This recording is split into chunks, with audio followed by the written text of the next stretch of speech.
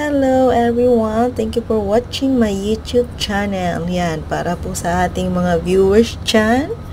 Yan, please like and subscribe para ma-explore natin ang ating magandang views dito po sa Hong Kong. So yan. So bago pa lang tayo dito sa Hong Kong. So gala muna tayo dun sa mga medyo malalapit-lapit lang na area dito sa aking location.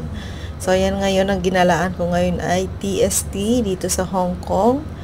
Located po dito yung ating museum of art. So yan, kung nakikita mo nyo, mga naka-frame pang ibang ano diyan ha. Yan, so ang laki na kanilang area pero ganyan lang ang nakalagay ha.